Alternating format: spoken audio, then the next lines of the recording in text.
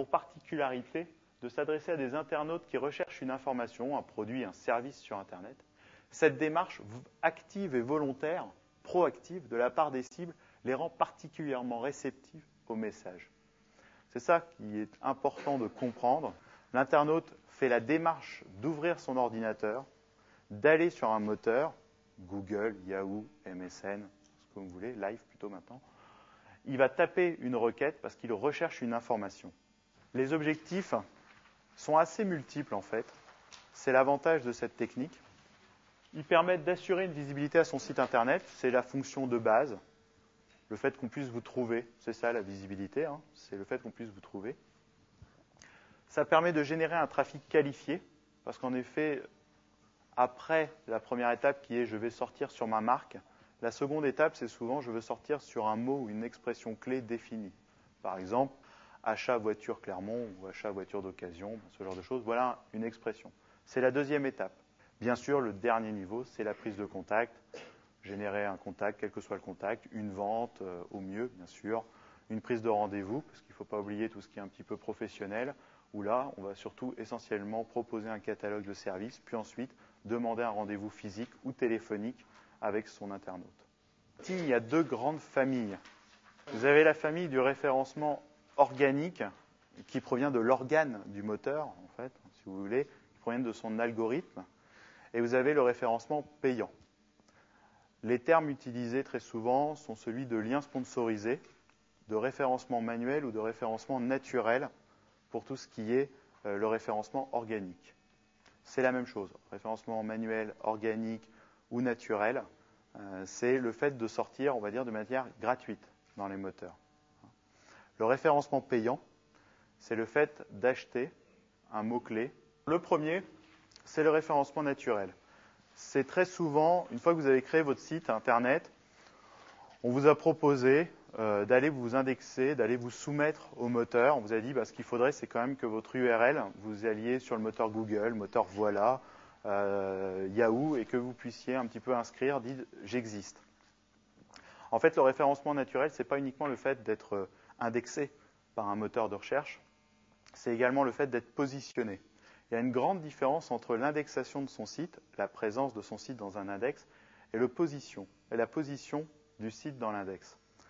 Si on prend le mot séjour, par exemple, ou vacances ski, séjour ski, ce que vous voulez, vous pouvez très bien avoir votre site internet qui est celui d'une agence de voyage traditionnelle, qui va sortir sur sa marque, donc qui va être présent dans le moteur de recherche Google, par exemple, ou Yahoo. En revanche, si vous tapez le mot séjour ski et si vous ne vous trouvez pas, c'est parce que vous êtes mal positionné. Devant vous, vous allez avoir d'autres concurrents, des très grosses sociétés. Toujours dans l'exemple, vous êtes une petite agence locale. Vous allez avoir tous ceux qui vendent sur Internet, les centrales de réservation, ce genre de choses. Donc le combat risque d'être difficile, mais pas impossible. Vous savez que vous avez votre chance, entre guillemets. Puisque pour un moteur comme Google, Yahoo, pour l'ensemble des moteurs, des outils de recherche, il faut bien savoir que le chiffre d'affaires généré n'importe pas, ce sont que des qualités intrinsèques au site. C'est-à-dire ça dépendra de la manière dont le site a été programmé, ça dépendra de la manière dont le site est connu, entre guillemets, sur Internet. Donc vous pouvez être tout petit et avoir un très bon positionnement. Les avantages du référencement naturel, c'est que le positionnement est durable. C'est-à-dire qu'à partir du moment où votre site est fait dans les règles de l'art, qu'il est bien pris en compte par les moteurs de recherche, et bien derrière, le positionnement qu'il va obtenir va être durable. Le référencement naturel, c'est un petit peu comme un poids lourd. C'est-à-dire qu'il faut très longtemps pour accélérer. Quand vous arrivez à la bonne vitesse, il ne faut plus grand-chose pour maintenir le cap et pour freiner. C'est-à-dire le fait de vouloir sortir des index, ça peut arriver. Ça peut être aussi très compliqué comme un poids lourd pour freiner. Donc c'est quelque chose qui va demander du temps. En effet, c'est l'un des grands inconvénients, c'est que les résultats sont longs à venir. Aujourd'hui, un site qui est nouvellement créé sur Internet, pour être bien positionné, en dehors d'un positionnement sur sa marque qui peut être fait, on va dire, en 2-3 mois, un positionnement sur des expressions clés importantes pour l'activité de l'entreprise va parfois demander plus de 6 mois.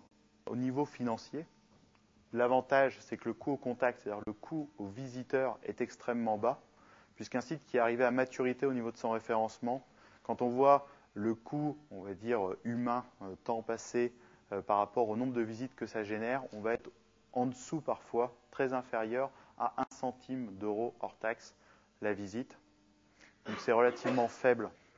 En revanche, ce coût est très souvent fixe, c'est-à-dire que vous allez soit mettre une personne en interne qui va être chargée, un webmaster dont l'une partie de ses missions sera chargée d'assurer le référencement naturel, soit vous allez faire appel à une société externe qui va gérer le positionnement et l'optimisation de votre site internet. La deuxième composante du search marketing, c'est le référencement payant. Là, vous êtes sur le côté droit de Google cette fois-ci. Le principe est très simple, c'est celui d'un principe où vous allez acheter un mot-clé, une expression. Et parce qu'il y a plusieurs annonceurs qui sont souvent intéressés par la même expression, l'achat va se faire via un système de plateforme d'enchères. Vous allez dire, je suis prêt à payer tant le clic, et l'autre annonceur va dire, moi je suis prêt à payer 15 centimes, vous 16 centimes. Et donc il y a un système comme ça d'offre et de demande par rapport à un mot-clé qui se met en place, et vous allez donc payer le coût que vous avez défini. Le référencement payant, c'est le fait d'apparaître systématiquement sur un mot-clé ou sur une expression. Là, contrairement au référencement naturel, à partir du moment où vous payez, vous avez une garantie de résultat, c'est au moins d'apparaître. Le référencement payant, ça fonctionne comme la radio. C'est-à-dire qu'il faut moins de 24 heures pour mettre en place une campagne.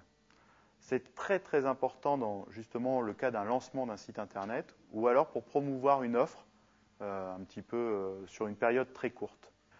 L'autre avantage, c'est qu'on paye au clic, donc on paye au visiteur. Donc là, il y a un système de performance et surtout un système variable.